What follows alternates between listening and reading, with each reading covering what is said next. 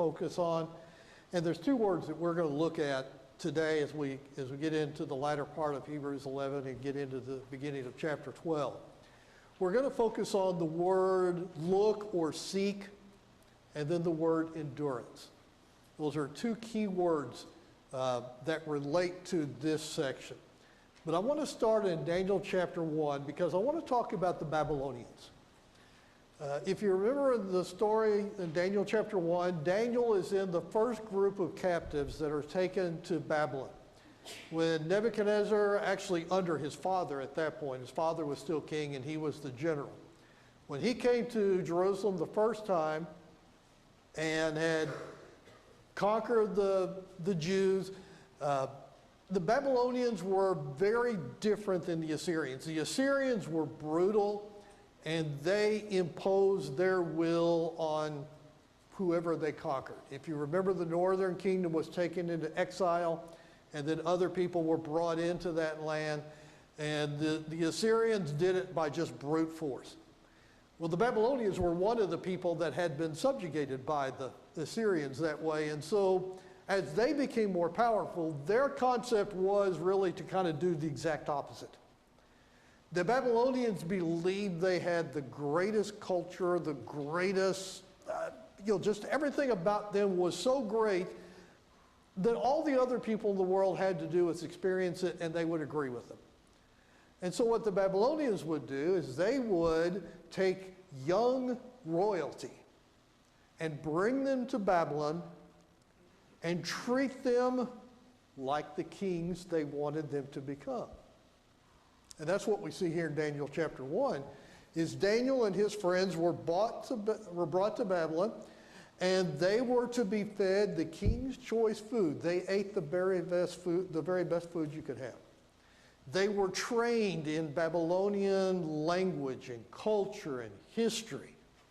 And the idea was that once they had been immersed in the Babylonian culture as a young person, growing up in that as they grew older, and then they would be returned back to their land, but they would say, yes, we need the Babylonians as our masters. This is the way to live. And let me give you a more modern example of that. I went to college in the late 1970s and early 1980s. And if you remember history at that time, for those of you who were alive at that time, that was during the uprisings that were occurring in the Middle East, particularly in Iran. And I can remember how that's really the first time I ever heard the phrase, death to America, death to the USA, during the Iranian revolts of the late 1970s. And yet, when I was in college, almost half of my class was made up of people who came from Iran or the Middle East. People who, on the outside, hated America, but when they had the opportunity, where did they send their kids to be educated? In America. Because America had in this image to the world the greatest culture, the greatest education, the greatest health system. Everybody wanted to be them, even though they still said, death to America, death to the USA. That's kind of what we see with Babylon at this time period. Is, bring your young people here, we'll bring them here, we will raise them in our culture, and they will want to be like us. Now, why am I talking about that? Why are we looking at that story? And remember, what did Daniel and his friends decide to do when given that option? And that's what we're looking at Daniel chapter 1. What did Daniel and his friends say they were going to do? Yeah, they said, we don't want to adopt that culture. Now, they obviously didn't have a choice as to where they're going to live. They were captives. But what did Daniel and his friends say? Give us vegetables, give us water. Don't give us the king's choice food. Don't give us the king's choice wine. The idea was, we don't want to get immersed in this culture. And of course, they weren't doing it just because they said, well, we don't like Babylonian culture, we like Jewish culture. It was because of their trust and faith in God. And that was a challenge to their faith. All right, we left off last week talking about Moses. What did we see about Moses when he was 40 years old? What did he decide to do?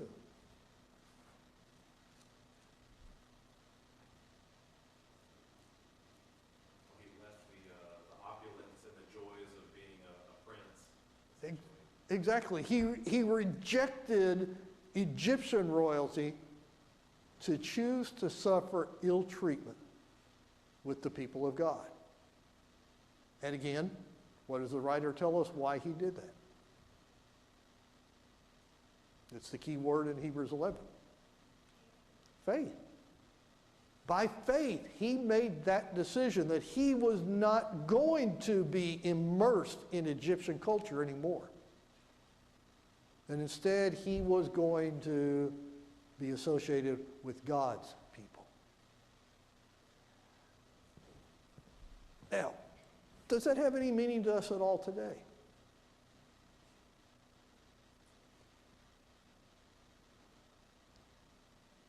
Yeah, absolutely. We do live in a culture that is, in many ways, the envy of the world. We live in wealth. We live in technology, education, a political system that gives us freedoms. This culture has so many things. Our lifestyle has so many things to offer. But ultimately, what do those things that it has to offer distract us from?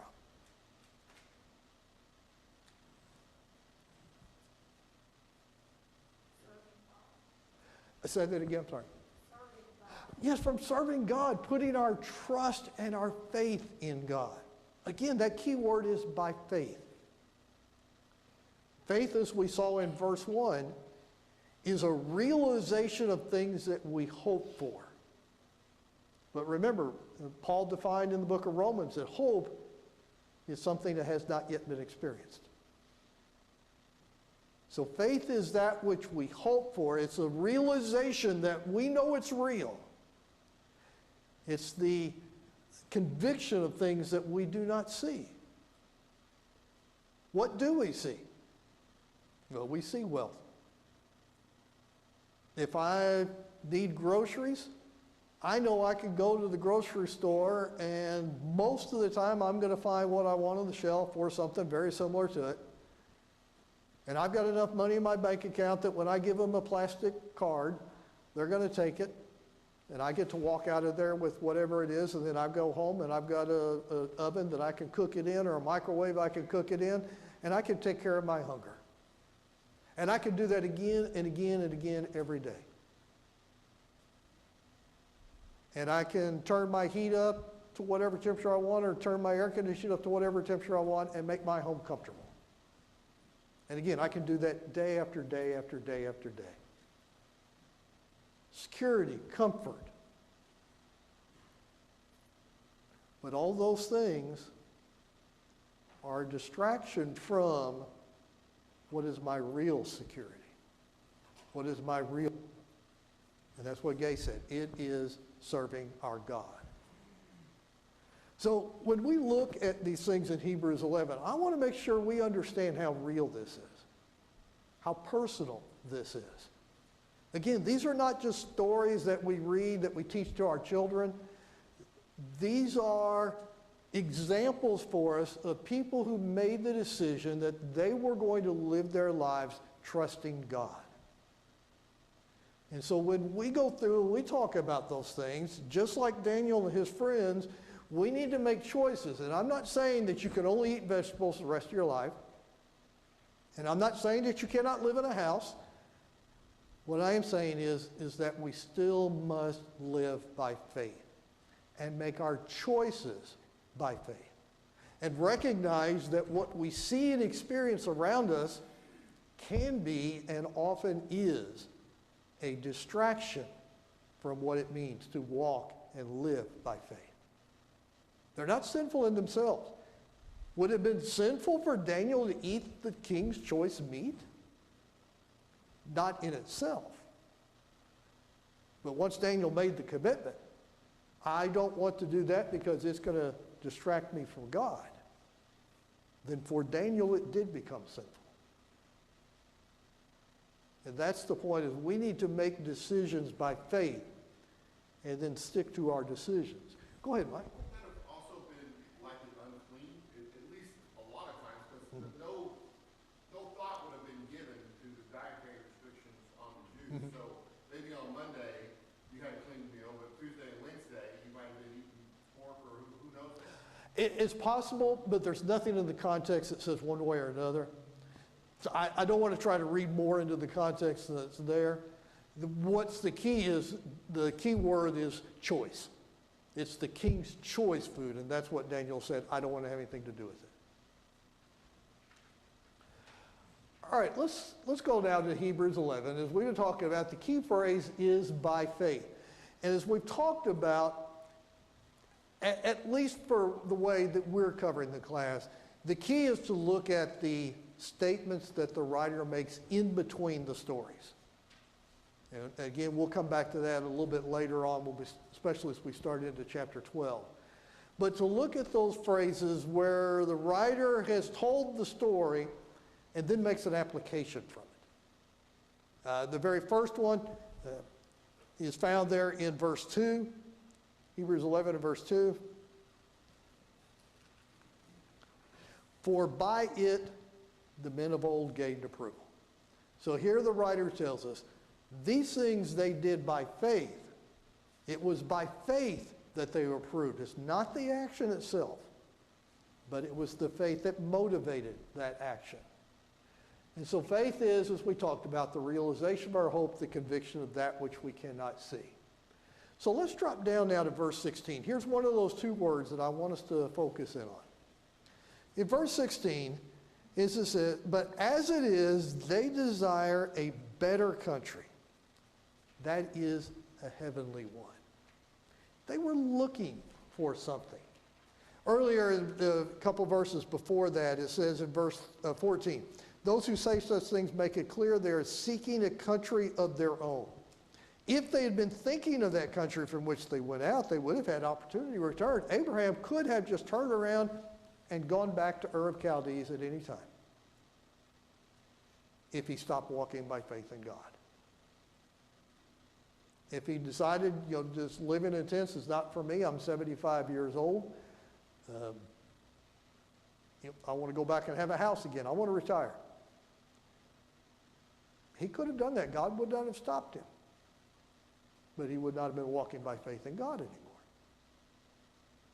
But as the writer points out, they were looking for something different. They were seeking something, looking for something. That's a phrase we're going to notice a couple of times as we go through our class.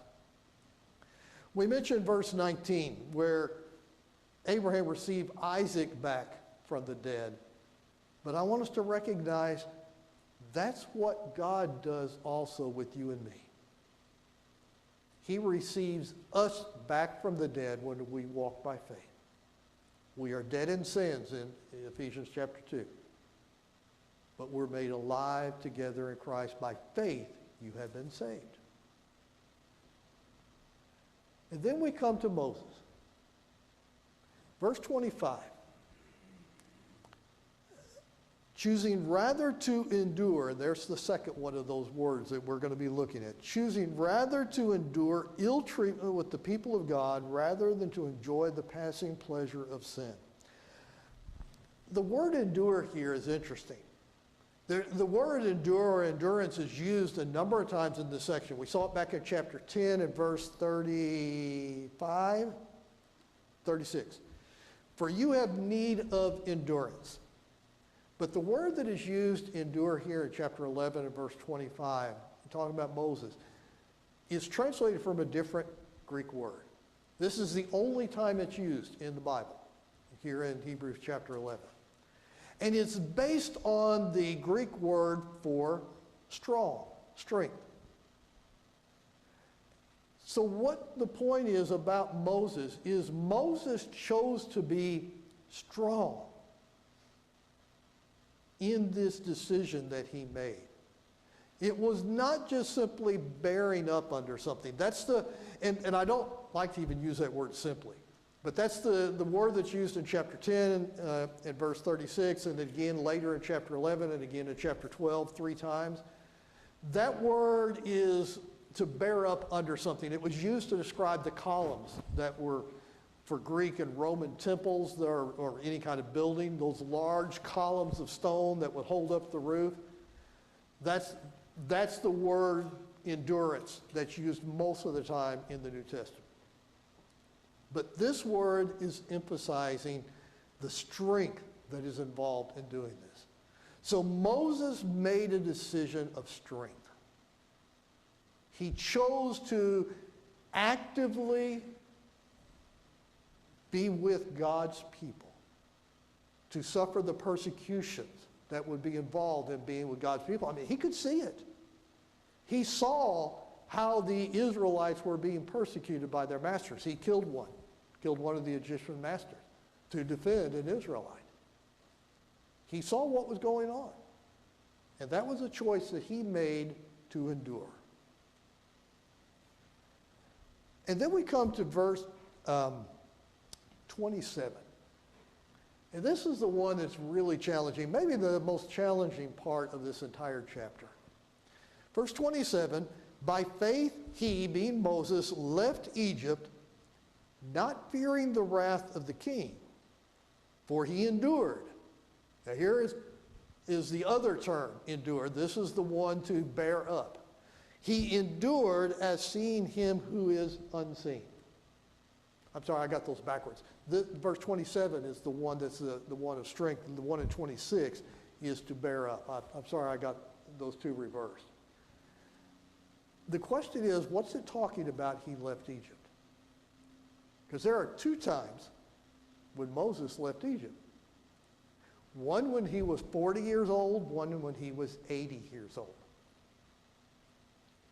When he was 40 years old is when he killed the Egyptian master, and then the next day, one or two of the Israelites, kind of challenged him on that. Are you going to kill us also like you did him? And we're told that Moses fled into the wilderness and ended up in the land of Midian. Of course, the second one, when he was 80 years old, is when he was leading the Exodus, leading the entire nation of Israel out of Egypt. Which one is being discussed in verse 27? I've got some electronic Bible software, and it has about a dozen or so different commentaries from the book of Hebrews, and I just kind of skimmed through each of them. And out of that dozen or so, there was about 4 that believed it was talking about the first time he left Egypt when he was 40 years old, and trying to explain why, even though it says he left in fear, how to harmonize that with what the writer of Hebrews says. And about 4 of them said that, no, this is talking about the Exodus, even though chronologically it's not quite in the same order that we find here in Hebrews 11. And then 4 of them, obviously were written by Jews because they observed the Passover. They just ignored the conflict in trying to figure out what this verse is talking about. They just pretended like it wasn't an issue. There's no question it's challenging. Is this talking about the first one? If this is talking about the first one, then I think what we have to recognize is that although Moses certainly was fearful when he fled into the wilderness, he did not let that fear cause him to sin. He didn't give up on his decision to be with God's people or to give up on his decision to leave Egypt. That's the best I can understand. And for many years, that was my position. I now think that it's actually talking about the Exodus. And I think specifically it's talking about how that Moses went into the presence of Pharaoh at the instruction of God to demand that Pharaoh release the slaves to go into the wilderness to go worship God for 3 days.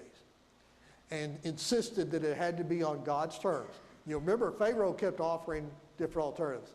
Well, you can go, but you got to leave your children and your wives. No. You can go, but you got to leave all the animals. No. You can go for one day. No. Moses told him, said, it's got to be what God says, or there's going to be problems. And I think that fits better with the idea of the endurance that is mentioned in verse 27, the idea of strength. Moses went into the presence of Pharaoh. Who was in charge? Who was in command of the situation every time he went into the presence of Pharaoh? Well, God, I agree. But which human being was in charge? It was Moses as God's envoy. You know, those kings in ancient time, quite honestly, many leaders today, try to impress people by the physical situation. If you remember what we've been looking at in the book of Acts, the Sanhedrin would have kind of this semicircle, and the person who's being tried or challenged or whatever would be put in front of them and would be lower than them, and everything about it was, we're in charge and you're the one who responds to us. But yet, when Moses goes before Pharaoh, you could read all those conversations, all those interactions between them. Moses was the one in charge. Moses is the one who was deciding what's going on here, and the one who's in command. And of course, that was because of the power of God. And I think that better fits this idea of the endurance that the writer talks about. Anybody with any thoughts? I don't want to get too deep into that, but I do think it's interesting to notice. Go ahead, Ben. I just had a little note in my Bible here that I'd written in the past. Didn't remember the connection, so I turned to it, but it was 2 Timothy 2. Okay. And it links the idea of reigning and endurance. It starts by saying this is a faithful statement. Mm-hmm. And then it has a bunch of parallels that says if you die with him, you live with him. If you deny him, he denies us. Right. But then when it gets to endurance, it says if you endure with him, then you will reign with him as a king. So linking the idea of endurance and reigning here. So if I'm enduring and I know I'm going to reign as a king with the king, what do I have to fear this other king getting in front of me? Yeah, fascinating. That is an interesting connection. I appreciate you sharing that. Go ahead, Charlie. A little bit off topic, but verse 25 has really jumped out to me, particularly when I've got to teach, some of the high school class or middle school class, thinking of all the girls when they were growing up. But that phrase there about he's choosing the ill treatment rather than join the passive pleasure of sin. To me, that's a really good discussion point for all of us to consider. Sometimes we try to almost act like sin is nothing appealing at times. Right. It wouldn't be enticing if it wasn't appealing. Yes. But the Bible acknowledges that fact, and of course it points out its passion. Right. So that side of it's important, but I think that also phrase maybe implies the possible consequences of it too. But to me, it's a good conversation to have about, hey, there is pleasure in sin, but it's brief. It's got great consequences with it, and Moses, who could have had a lot of, chose the other way. But I think it's a good discussion. I agree with you. And that kind of links to where we started in talking about Daniel 1. That the pleasures of sin are not even obviously sin in a lot of cases. Sometimes it's just things that distract us from God. Or maybe even better, distract us from putting our complete trust and faith in God. Where we can put our trust and faith in something else. And that in itself is sin, but it's not as obvious that it's sin. But I appreciate that thought very much. All right, as we continue here in Hebrews 11, as we go on, it starts with Moses, actually it starts with Moses' parents, but it really continues through the entire story of the Exodus, bringing us all the way up to the conquest of Jericho. And it was Moses, then it's the people of Israel, and then it's even Rahab, this Canaanite harlot in Jericho, and how that she made a decision by faith. To me, that's really fascinating. We could really dig into that deeply. We just don't have time to do that. But to think about, what does Rahab know about Jehovah God? She's a Canaanite harlot living in Jericho. What, has a prophet spoken to her? Has she read the Ten Commandments? Obviously not. What does she know about Jehovah, the God of Israel? Yeah, that's really all she knows, is just simply that the people of Israel have traveled through the wilderness. They've overcome every one of their enemies. They escaped from Egypt. Really just simply the stories that have been passed on. Now, obviously these stories were passed all through Jericho. Remember, she said the people's hearts had melted with fear. So everyone in Jericho was frightened of the Israelites. But Rahab went a step further than them being frightened. She committed herself to their God. And so when she had an opportunity to serve that God by hiding the spies, she did. These are all wonderful stories. And I mentioned, why aren't we spending more time talking about the stories themselves? Well, the writer of Hebrews tells us why, verse 32. What more shall I say? Time will fail me if I talk about Gideon, Barak, Samson, Jephthah, David, Samuel, the prophets. The writer says we have example after example after example after example. All of these stories will tell us the same thing from the stories that he did pick out to record. And he goes on to talk about the various things that they did. And I'm not going to take the time to read that list, but you just look at that list and you think, wow, some of these things are incredibly amazing what they decided to do or what they did. But again, it's not the story. That's not the key point. That's what the writer of Hebrews is showing us here. It's not the story itself. What's the key? Why? Why did they make the decisions they made? Why did they do the things they did? That's what is the key. And that's why the writer of Hebrews just constantly keeps hitting this everything, saying they all occurred because of faith. Because someone made the decision, I am going to trust Jehovah God. And because they trusted Jehovah God, we go back to verse 2, they were approved by God. So then what does that mean, first of all, for those people? We already saw it once in verse 13. What did the writer say about everybody up through Abraham and Sarah? How does verse 13begin? They died in faith, but did not receive the promise. Well, we get to verse 39, and the writer wants to make sure we understand all of these having gained approval. Get that straight. They gained approval by God through their faith, but they did not receive what was promised. If we stopped at that point, what has the writer of Hebrews done to his audience? You trust God, you'll be approved by God, but you're not going to receive anything. I don't know, that really is not, that's the salesman who gives me that story is not going to sell me anything. It'll be great if you buy this. It won't do what you need it to do, but I'll be happy if you buy it. No, sorry, I'm not interested. But of course, the writer doesn't stop at that point, verse 40. He says, because God has provided something better for us.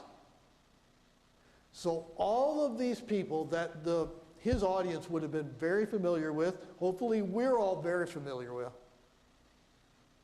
they were approved by God, but they did not receive the promise of God in their lifetimes.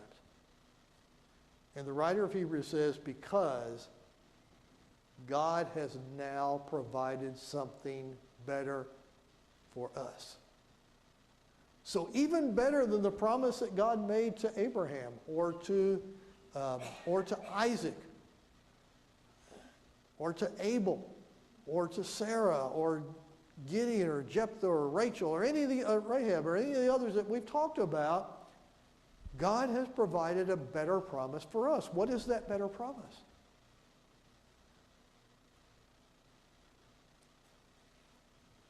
We talked about this last week. Physically, our bodies live in a world of death and chaos. Where do our spirits reside with Christ?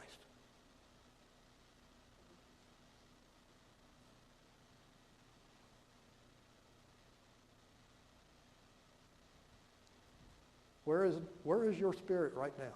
If you are in Christ, where is your spirit? In the presence of God. We have something better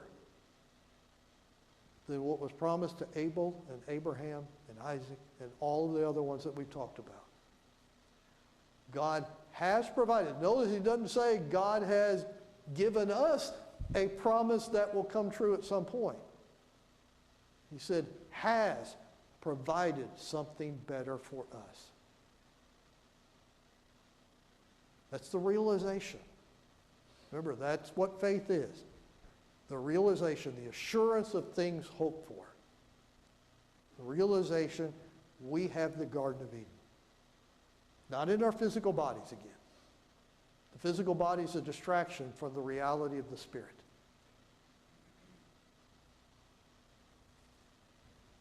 That's a powerful statement. The writer of Hebrews has a lot of powerful statements. It's designed to increase our faith. Anybody with thoughts or comments then down through the end of chapter 11? Clearly, the writer here is not making any sort of, this is the inclusive statement of, time will fail me and the people that he mentioned. Mm-hmm. But is it worth really trying to delve into some of their images of how we're told that they're ended? Because in particular, the end of Gideon's story is not one that looks great. Right.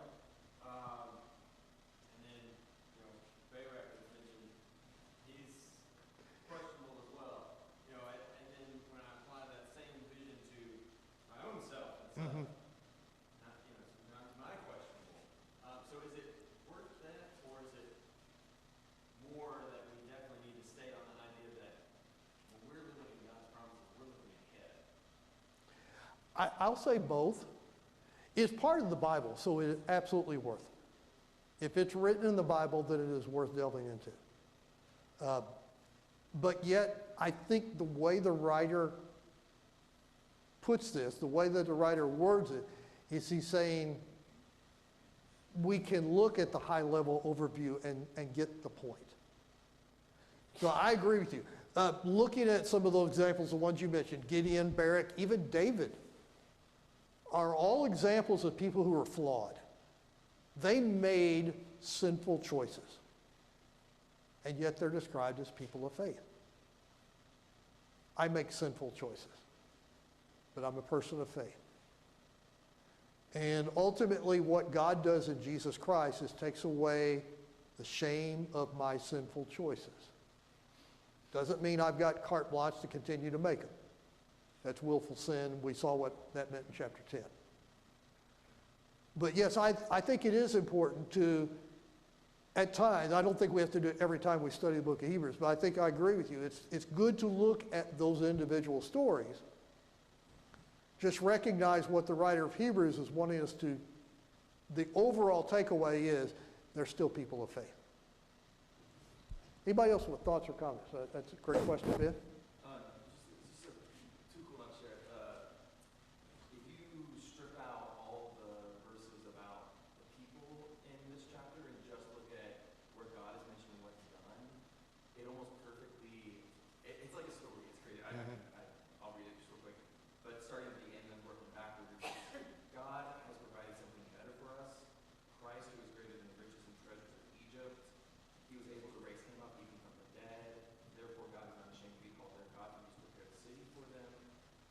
he which has foundations, whose builder and maker is God, and without faith it is impossible to please him, for he comes to God unless we believe that he is, and that he is a rewarder of those who diligently seek him. And for by it men of old gained approval. Tell the story of salvation, if you're just looking at God through it all, Mhm. God is faithful, God is faithful, God is faithful. Yes, absolutely.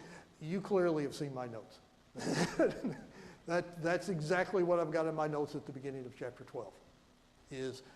That's the thing. Because chapter 12 begins with that key word. We talked about some of the key words in the book of Hebrews. One of those key words is therefore.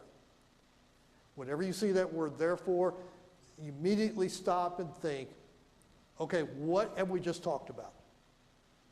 Ben just listed what we have talked about. So the writer of Hebrews says, therefore, what do we do? Let's just go ahead and use that. Go ahead, Mike. I was just going to say, I was thinking of, you talk about how these guys, yeah, they had great faith, but sometimes they did some things that I wouldn't do. Am I better than they are? And I was thinking about the guy who buries his talent and how that's like that's the guy who really gets the scorn he finds in that parable. Not because he did anything wrong, but because he didn't do anything of value. And there were no doubt in the Old Testament times, there were no doubt people who unlike David, never murdered a man to take his wife, and lived quiet lives and never did that kind of thing. But they also never did any great demonstration of faith. And these people are held up because they did great things, but not just because they did great things, because they did great things that when you look at those great things, you can see that they are men of great faith. And it's not the greatness of the act, but it's the fact that it demonstrates great faith. And that's why they're worthy of praise, because they're not like the guy who buried his talent and said, Right. well, I'm just not going to do anything. They went out and showed their dedication to God. Great illustration, great contrast between what we consider to be the horrible sins of some of these people that were talked about, as opposed to, as you said, the one talent servant who really didn't sin at all. His action was not visible, but there was no faith. There was absolutely no faith at all. He didn't trust his master. He didn't trust, what his master wanted him to do. So it's a great contrast between them. All right, so let's get into chapter 12. And I want to remind you before we do, back in chapter 10, there are two possessions that are talked about there. Do you remember the two possessions that we talked about at the end of chapter 10? First one's in chapter 10 and verse 34.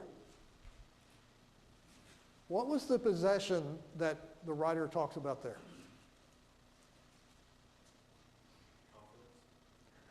Not 34. That's the second one. Yes, you're right. 34 is their property, which we really could say was everything physical. It's not described how much property they lost, but if it is the events of Acts chapter 8, pretty much everything they lost except the clothes they were wearing as they escaped from Jerusalem. So they lost their physical possessions, and yet the writer says, you joyfully endured that. Second possession, David's already mentioned to us. Confidence. He says, don't throw away your confidence. That's a possession you cannot throw away. So now we look here in chapter 12. Therefore, since we have so great a cloud of witnesses surrounding us, let us also lay aside every encumbrance, the sin which so easily entangles us. We'll get to that in just a moment. Let us run with endurance the race that is set before us. Fixing our eyes on Jesus. These are all key phrases we're going to look at in just a minute. Who for the joy set before him endured the cross, despising the shame, has sat down at the right hand of the throne of God. Consider him who has endured such hostility by sinners against himself, so that you may not grow weary and lose heart. So all of these stories that he talked about in chapter 11 and all the others that we could be looking at in depth, all of them have one goal in mind in the mind of the writer of Hebrews. Don't give up your confidence in God. That's ultimately the only thing the writer of Hebrews is trying to do. Don't give up your confidence in God, no matter what happens. We're going to see as we get later into chapter 12, and we'll get this next week, they had things that would be a challenge for them. He talks about the fact that they're going to die. Some of them are going to die because of their faith in Jesus Christ. Some of them already had. They had seen other people die for it. We know that with Stephen. We know that with James the Apostle, that are recorded in the early part of the book of Acts. We know that Paul had taken part in a number of Christians being put to death. And of course, history tells us that that became sport for the Romans and the Jews for that matter. The writer of Hebrews is well aware of that. And so what the writer of Hebrews is doing is preparing them so that they will not lose their confidence when those challenges come. All right, so let's go back now and let's break this down and look at the specific things that he's going to talk about here. First of all, he says, we have all these witnesses of faith. But as Ben pointed out, the key is to understand those statements in between. What is God doing? How is God endorsing the faith of these people? That's the key to understanding all of that.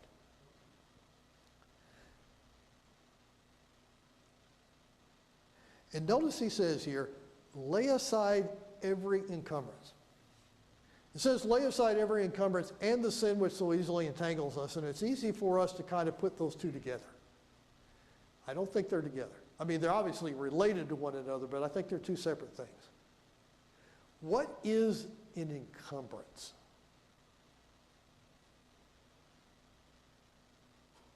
Well, let's look at it this way. The last part of the verse says, run with the race that is set before us.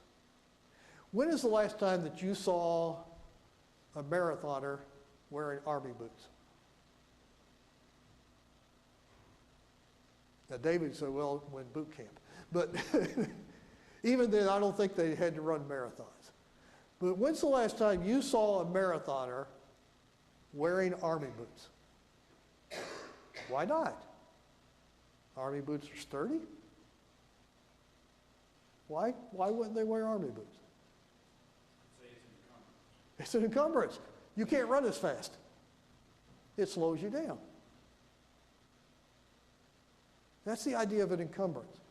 What are the things in our lives that will make it more difficult for us to walk by faith? Mike? I was going to say, there may have been somebody who ran a marathon in the military boots, because anytime you watch a big marathon, there's always runners that stick out because they're dressed in ways that are absolutely That's true. And they're doing it because they're trying to get attention. And the reason they're trying to get attention is they know they're not going to win. They're Yes. not running the race to win. Right. That's obvious. Exactly. That's a very good point. That's what happens with a lot of Christians. We want to carry all the baggage of this world with us while we run the race for Christ. And the problem is they're not interested in winning. They're interested in carrying the baggage. Very good point. Second thing, and the sin which so easily entangles us. So yes, when you're trying to think, what about pleasing myself? What about satisfying the lust of the eyes, the lust of the flesh, and the pride of life? None of those things are compatible with walking by faith. Just plain and simple. That's going to trip you up. And then finally, with endurance, run the race that is set before us. That is that word to bear up under a load. So, you take on the challenge of being a Christian today. Anybody remember how Jesus described that?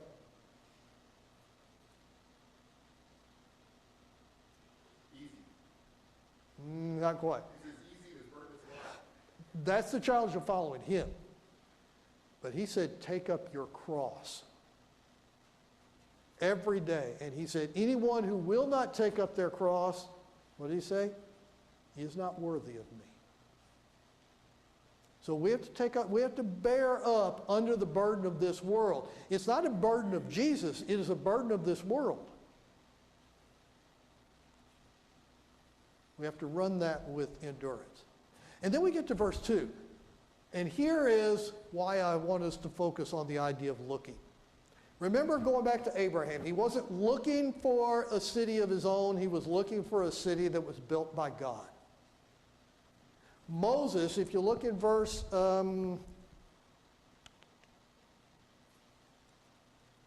26, the last part of verse 26. He considered the reproach of Christ greater riches than the treasures of Egypt, for he was looking for the reward. And now here in chapter 12 and verse 2, the writer says, fix your eyes on Jesus. The word that's used back there in verse 26, I looked that up, and it was kind of fascinating. It was the idea of fixing your eye on a particular goal. A real good friend of mine who has since retired was my optometrist. He's a member of one of the Louisville churches. And I would go to visit him, and he would stick those drops in my eyes that made me look like one of the Powerpuff Girls. And then he'd say, okay, get in the chair, and he'd turn the lights down in the room, and then he would take this spotlight that was brighter than the sun and shine it in my eyes. And he'd wiggle his fingers over here somewhere, and he says, look over here. So I would look over there, and then immediately he brings his hand back down because he needs it. Now, was I supposed to follow his finger back down to wherever he was looking? No, I had to fix my eyes on that spot until he would wiggle his fingers over here and say, okay, now look over here. And I had to fix my eyes on that spot. That's the idea of what the writer of Hebrews has said. Fix your eyes on Jesus. You stare at Jesus. Let your life be one where you are focused on Jesus, and there's nothing else going to distract you. Nothing else that you're looking at. Moses made that decision. And it's interesting, the writer of Hebrews said that. Consider the reproaches of Christ. What did Moses know about Jesus? Very, very little. He knew by prophecy about what God had promised to Abraham. He himself will make a prophecy. But he made a decision that he was going to go with God's Holy One. And that is the idea that each of us has to make. We will fix our eyes on Jesus. Anybody with any closing thoughts before we finish? All right, we're going to pick up then there at chapter 12, at the beginning of chapter 12, and talk about what it means to fix your eyes on Jesus.